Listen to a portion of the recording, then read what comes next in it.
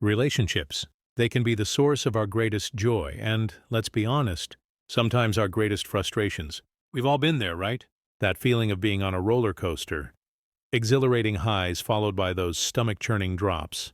Maybe it's constant little arguments that never seem to get resolved, or that feeling of drifting apart like two ships passing in the night. Maybe the spark just feels dimmed. We try so hard putting in all this effort, but sometimes it feels like we're just battling against the current.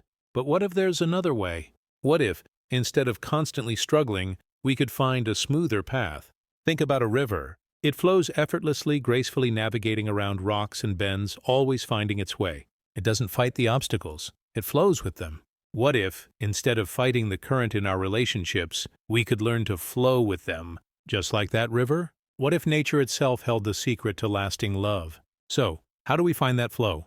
This is where the ancient wisdom of Taoism comes in. At its heart is the concept of the Tao, often translated as the way. It's the natural flow of the universe, a principle of effortless action and harmony. In a relationship, it's about finding your natural rhythm and balance, a way of being together that feels organic and authentic. Then there's D, which is often translated as virtue or power. But it's not power in the sense of control. It's the power that comes from living in accordance with the Tao. In a relationship, it means being true to yourself and honoring your partner's true nature. It is allowing the relationship to be what is.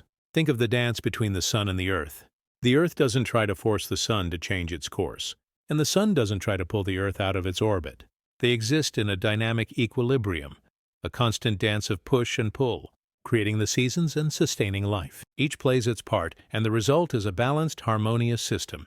Trying to force a relationship to be something it's not, like trying to jam a square peg into a round hole, forcing your expectations onto your partner's reality, that just creates friction and resistance. Think of the best relationships like water, adaptable, nurturing, and flowing without constant struggle. It is in finding your shared Tao, honoring each one's D, that is where the magic begins.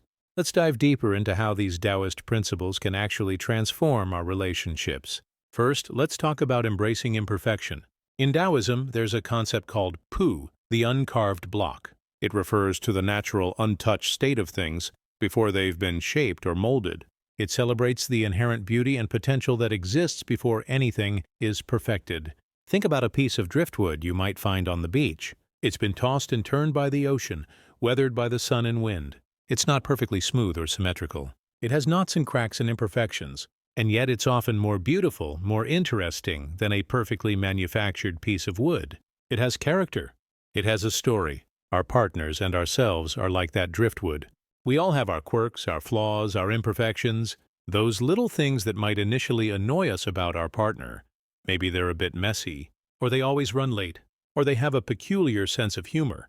Those things might actually be what make them unique. What make them them? Those imperfections could be the very things you'll come to love the most. Instead of trying to fix your partner, to sand down their rough edges and make them fit into some ideal mold, Pu invites us to appreciate their inherent strengths, their unique perspective, the beauty of their uncarved natural self. It's about seeing the inherent worth in the person they are right now, not the person you think they should be. It is seeing the wabi-sabi, the beauty of their imperfections.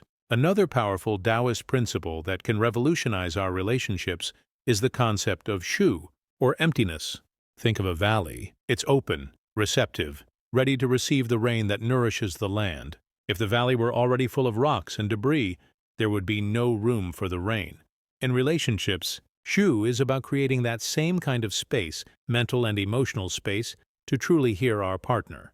It's about listening, not just with our ears, but with our whole being, without judgment, without preconceived notions, without that inner voice that's already formulating a response.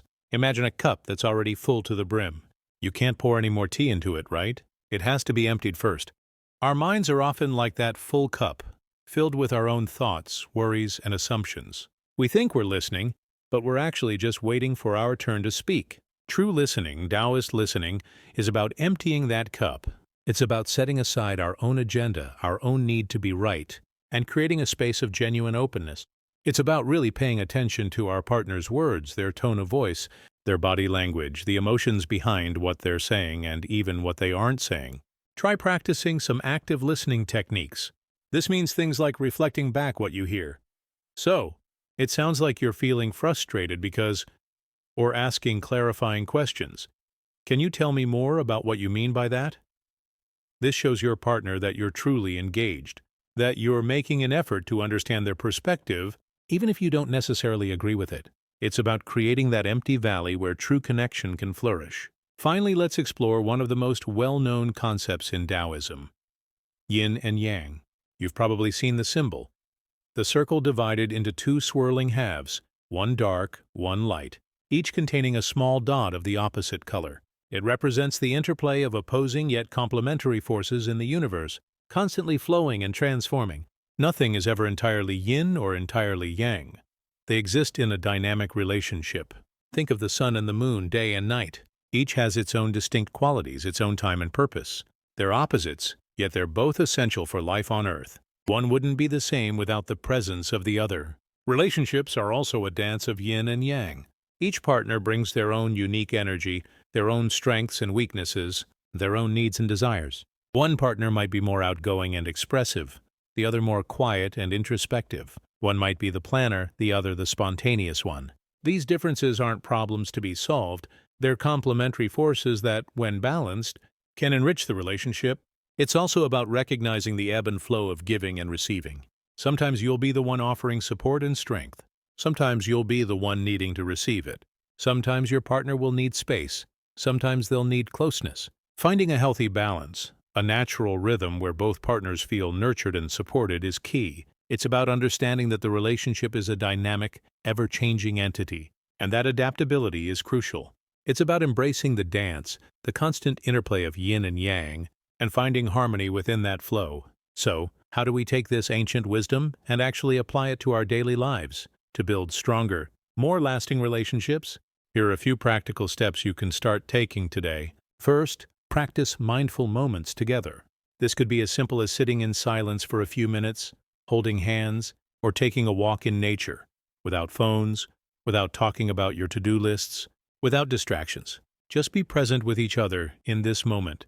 This cultivates that sense of shu, of emptiness and receptivity. Second, make time for regular check-ins.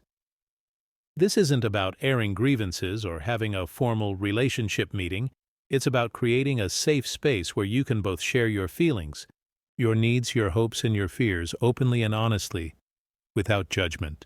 This is about active listening, about truly hearing each other. Third, cultivate gratitude. Make a conscious effort to notice and appreciate your partner's unique qualities, the things you love about them, even the little things. Express that appreciation regularly, verbally or through small acts of kindness. This is about embracing the poo, the uncarved block, and seeing the beauty in their inherent nature. Fourth, and this can be a tough one, let go of the need to always be right. Let go of the need to control every outcome, every argument, every situation. This is about recognizing the interplay of yin and yang, understanding that there are multiple perspectives, and that compromise and flexibility are essential. And finally, embrace the flow. Accept that relationships, like rivers, have their twists and turns, their calm stretches and their turbulent rapids. There will be times of ease and times of challenge. Don't fight the current. Learn to navigate it, to adapt, to grow together through both the good times and the tough times. This is about trusting the Tao, the natural way of things, and allowing your relationship to unfold organically. So as we come to the end of our exploration, remember the image of that river, flowing effortlessly, gracefully navigating whatever comes its way. Lasting relationships, like the Tao itself, are about finding that natural flow, embracing the imperfections, nurturing connection through acceptance, understanding, and genuine presence. It's not about achieving some static state of perfect harmony. It's about embracing the dynamic, ever-changing nature of love. It's a journey, a continuous unfolding. And these Taoist principles, embracing the uncarved block, creating space for true listening, and finding balance in the dance of yin and yang, can serve as a compass, guiding us along the way. But what happens when the river hits rapids? What do you do when disagreements arise and the flow feels disrupted, blocked, or even reversed? That brings us to a crucial aspect of any relationship: conflict. It's inevitable, a natural part of the human experience, but conflict doesn't have to be destructive. It doesn't have to erode the foundation of your relationship. Join us in the next video, where we'll explore how to navigate conflict in relationships from a Taoist perspective, learning to use disagreements as opportunities for growth, for deeper understanding, and for strengthening the bonds of love.